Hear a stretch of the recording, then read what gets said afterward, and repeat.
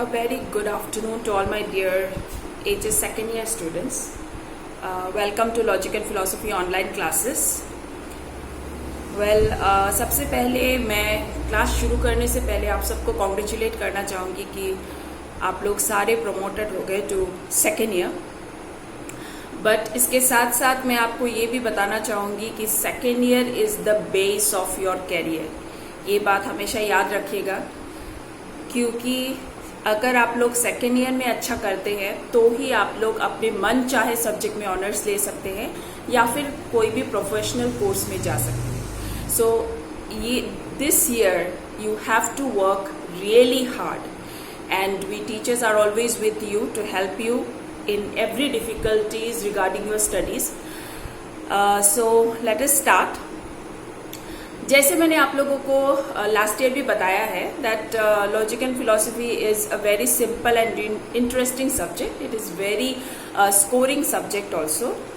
और इस साल का जो सिलेबस है कंपेरेटिवली एचएस फर्स्ट ईयर से लेस है.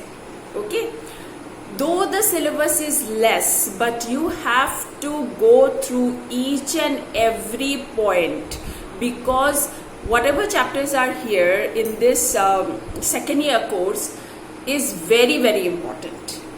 यहाँ पे कोई सजेशन सिस्टम या फिर मैं अगर बोलूँ ये इम्पोर्टेंट चैप्टर है वो इम्पोर्टेंट चैप्टर है, ऐसा कुछ नहीं है. All the chapters are very very important. Though there are the chapters are simple और I am always here to help you with all the chapters. So please work hard. If there is any confusion regarding any topic, we can discuss. Okay, so don't hesitate to ask me if there is any confusion relating any of the chapter. Okay, now before starting मैं आप लोगों को सबसे पहले syllabus समझाना चाहूंगी. What is the syllabus of second year logic and philosophy. ठीक है. Now comparatively the syllabus is less, as I said. So there are 4 chapters in logic portion and 4 chapters in philosophy portion. ठीक है. So half of the syllabus में आप लोगों को logic पढ़ना है और half of the syllabus में आप लोगों को philosophy पढ़ना है. Okay? तो सबसे पहला चैप्टर क्या है? सबसे पहला चैप्टर हम लोग लॉजिक से शुरू करते हैं. सबसे पहला चैप्टर है induction and kinds of induction. Okay, once again let me repeat. Induction and kinds of induction. This is the first chapter of logic and philosophy. The second chapter is grounds of induction. Okay, the second chapter is grounds of induction. The third chapter is hypothesis.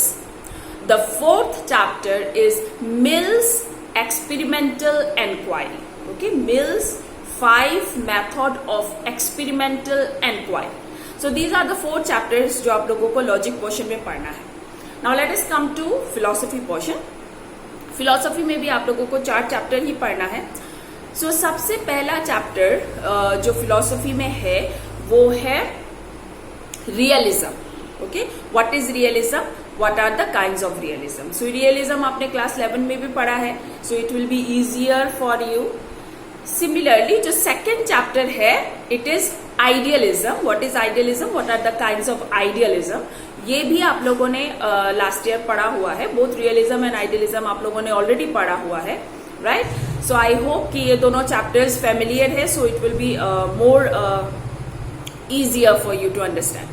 Now let us come to the third chapter of philosophy, that is ethics and purusharthas. Okay, the third chapter of philosophy portion is ethics and purusharthas, and the last chapter is religion and morality.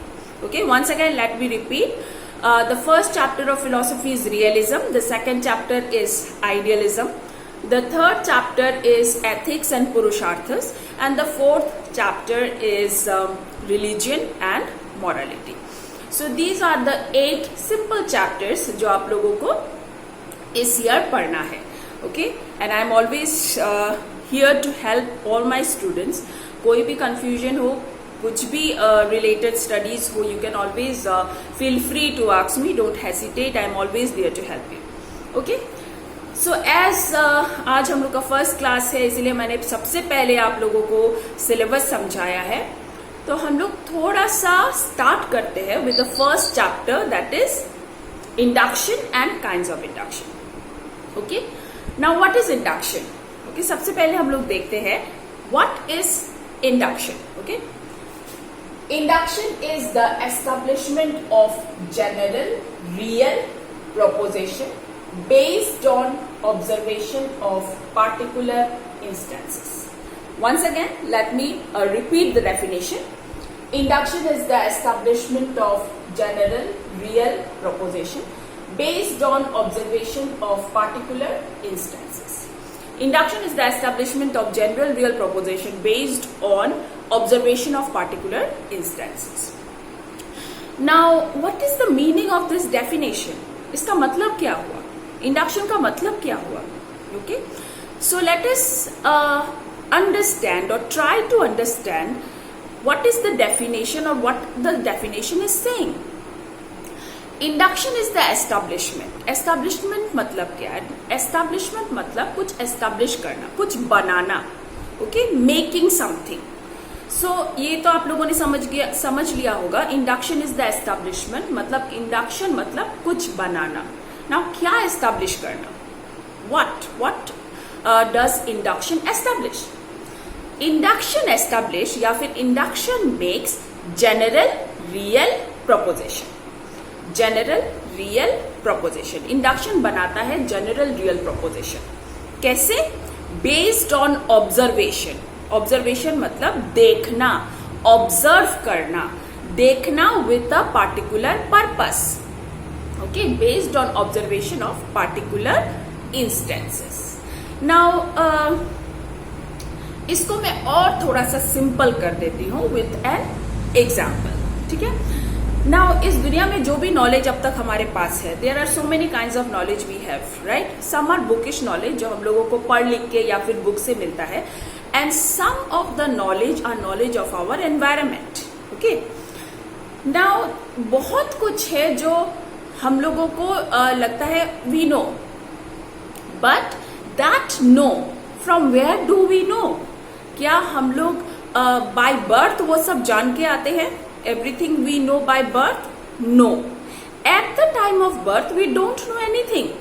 But once we grow and we observe our surrounding, at that time we start knowing, getting knowledge of our surrounding, of our environment. Okay, and this process of learning, this process of obtaining knowledge is called induction. Okay, so without example it is little difficult to understand. So मैं आप लोगों को एक example देती हूँ.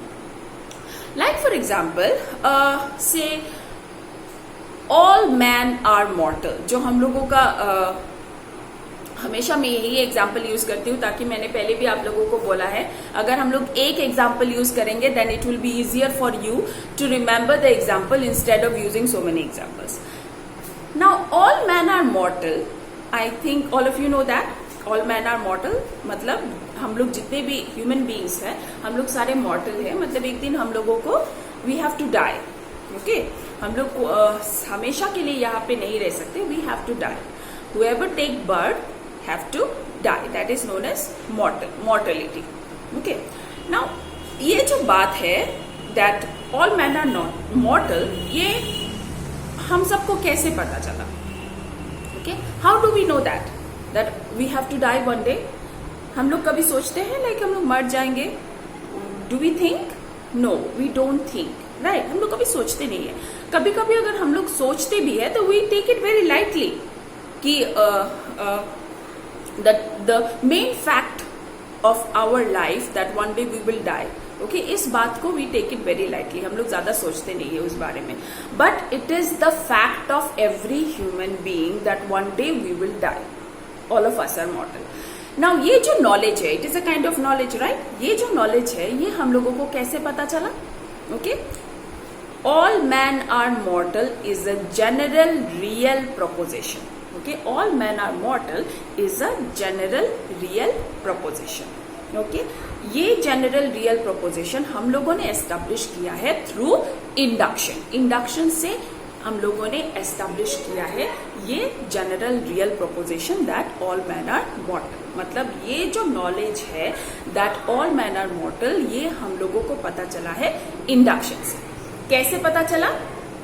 By observing particular instances. Okay, definition के साथ मिल रहा है ना? What is induction? Induction is the establishment of general real proposition. Okay, now what is the general real proposition? I have given you one example, all men are mortal. We have established this proposition, all men are mortal, from induction. It is a general real proposition. How we have established it? We have established it by observing particular cases. कैसे?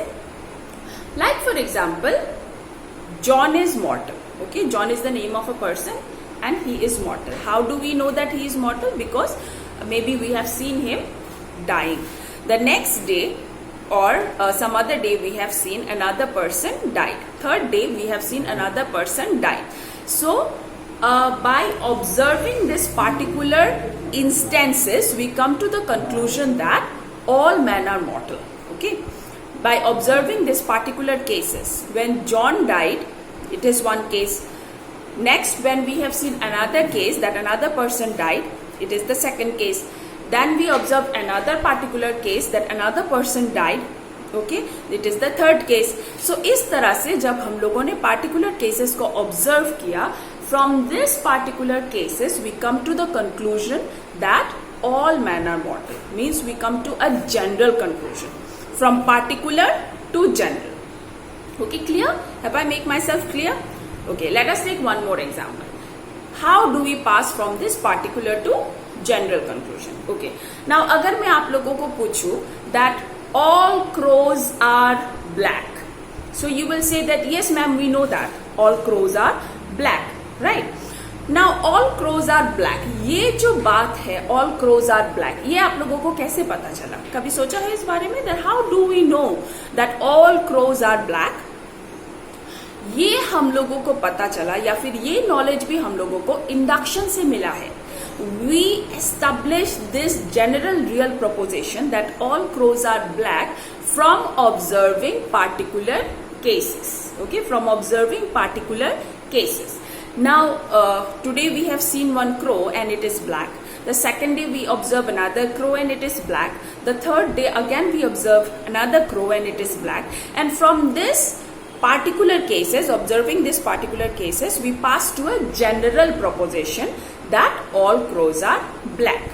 Okay, understand? So जितने भी knowledge है इस environment के, इस surrounding के हमारे पास, वो सब हमें मिला है इंडक्शन के through. Okay, by observing particular cases. हम लोगों ने पार्टिकुलर केस ऑब्जर्व किया और उसके बाद we establish a general real proposition. Okay, general, what is a general proposition? I think हम सबको पता है.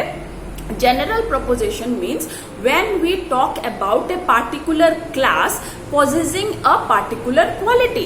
जब हम लोग किसी क्लास के बारे में, बहुत सारे लोग जो एक ग्रुप में हो उसके बारे में बात करें और सारे जब एक सिमिलर क्वालिटी पॉजेस करें, उसको बोलते हैं अ general proposition. Like classroom. Okay, students, all the students means generally I am talking about all the students, they possess certain common quality. So this is known as general proposition. All crows are black is a general proposition. All men are mortal is a general proposition. Okay, now what is a real proposition? real मतलब क्या? real मतलब सच्चाई. Okay, जो सच है. मतलब induction से हम लोग हमेशा रियल प्रोपोजिशन एस्टेब्लिश करते हैं जो सच हो. Okay, so that is known as real proposition. A real proposition gives us a new information about something. कोई नया नॉलेज हम लोगों को रियल प्रोपोजिशन से मिलता है. So we establish a general real proposition by observing particular cases. Okay, that is known as induction. Once again, let me define induction और उस इंडक्शन को आप मेरे एग्जाम्पल के साथ मैच करके देखिए, आप लोगों को समझ में आता है कि नहीं. What is induction? Induction is the establishment. Establishment मतलब making, banana. Okay, establishment of general real proposition.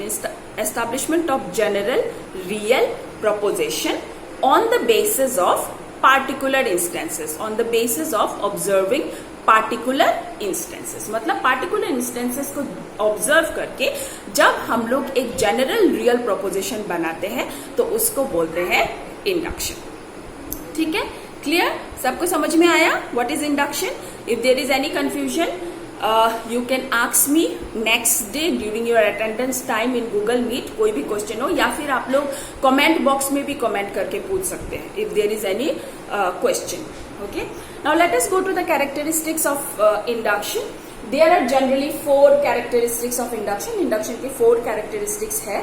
सबसे पहला characteristic, induction establish general real proposition. Induction जो है वो जनरल रियल प्रोपोजिशन एस्टैब्लिश करता है, अभी जैसे मैंने आप लोगों को समझाया.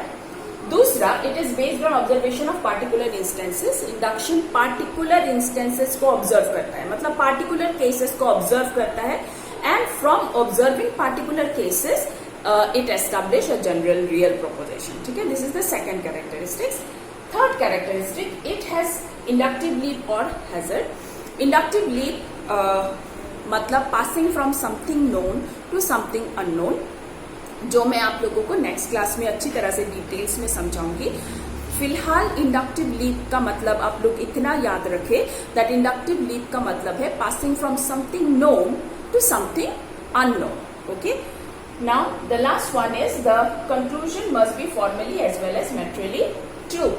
मतलब इंडक्शन का जो कंक्लूजन हम लोग निकालेंगे वो formally as well as materially true होना चाहिए. Okay, last in class 11 also I have make you understand what is formal and material truth. Okay, so in my next class मैं आप लोगों को ये कैरेक्टरिस्टिक्स इन डिटेल्स में समझाऊंगी. For today ये जो इंडक्शन है वो आप अच्छी तरह से समझने की कोशिश करें, क्योंकि एक साथ अगर मैं ज्यादा समझाने जाऊं तो maybe it will be difficult for you to understand. Okay, so for this class आप लोग इंडक्शन अच्छी तरह से समझें, and for your homework you have to learn the definition of induction. I'm telling you induction chapter is very very important. हर साल इस chapter से question आता है. So for your homework write the question, what is induction? Okay, so this is the definition. After completion of every chapter I will give you typed notes of that chapter. Chapter जब complete हो जाएगा मैं आप लोगों को उस chapter के सारे नोट्स प्रोवाइड करूंगी, दैट ऑल्सो टाइप. सो आप लोग जेरोक्स करा सकते हैं या फिर प्रिंट आउट करा सकते हैं, और if you want you can write also. Okay, so for today let us stop. So we have already started with our class with induction first chapter. If there is any difficulty in understanding or any point which you have not understood, कोई भी point हो जो आप लोगों को समझ में ना आया हो, so you can ask me in Google Meet or you can comment in the comment box. Okay, so for today this much only. Have a nice day all of you. Okay, bye.